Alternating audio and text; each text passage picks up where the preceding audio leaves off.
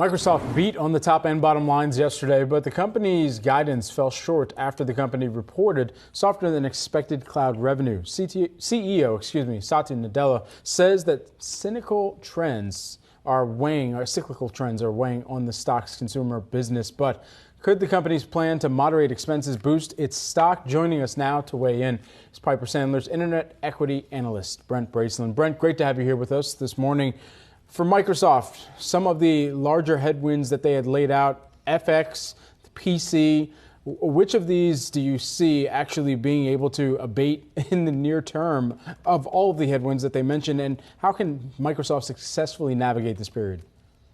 Sure, you bet. So clearly, you're starting to see kind of the macro pressure start to erode into the growth outlook for Microsoft.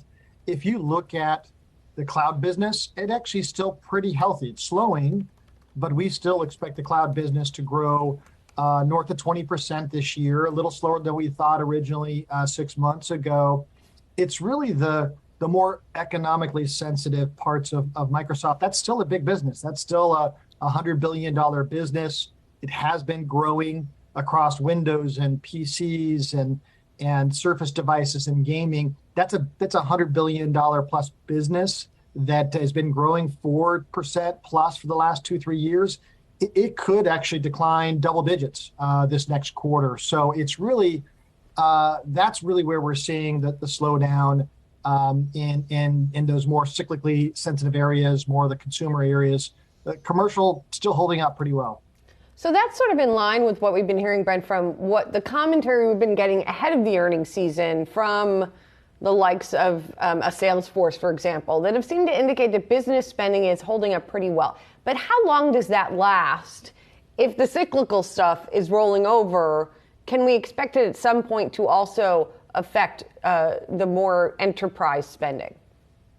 Absolutely, and you're just now starting to see small cracks in the cloud growth rate. If you look at Azure, it's one of the fastest growing parts of the cloud business for Microsoft. That growth profile is decelerated by about 9 percentage points in about 3 quarters. So you absolutely are seeing slowdown. It's still good growth, right? 37% in constant currency is what they guided to this coming quarter. That's down from 47% over the last couple of years. So it's slowing.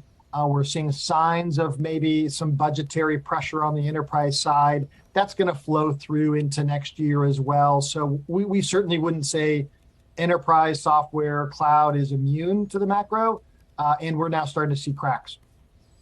Brent, clearly a challenging quarter for Microsoft. Outside of your, your coverage universe, or outside of Microsoft, are there other companies that you think will be impacted to the same extent as Microsoft?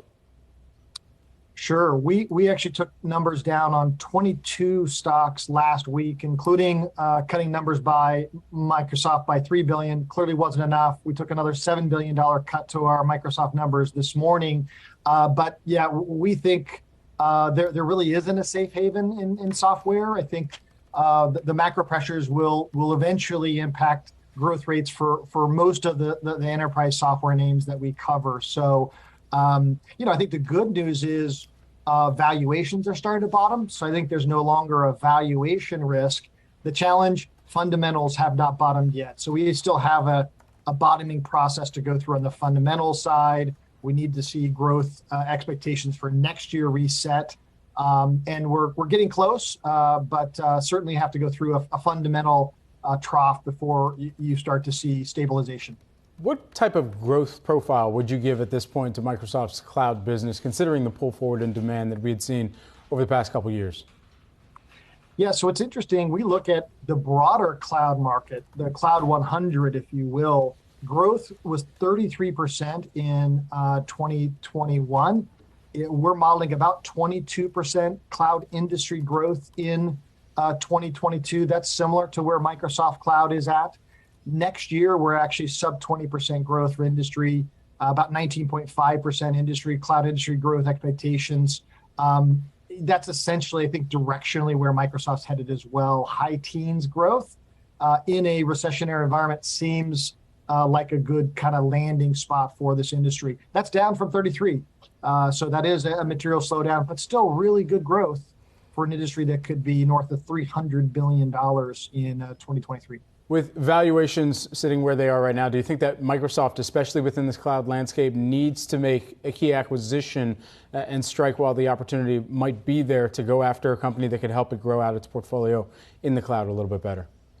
Listen, Microsoft's still the cloud king. It's the only cloud company north of $100 billion in revenue. It's still kind of growing, poised to grow 20% in constant currency. So could they do more? Absolutely. Should they do more? Absolutely.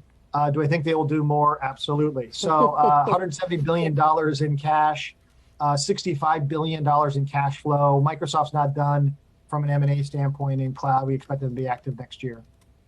Absolutely, times 3. Thanks so much, Brent. Appreciate it. Brent Bracelin of Piper Sandler Equity Research. Appreciate it.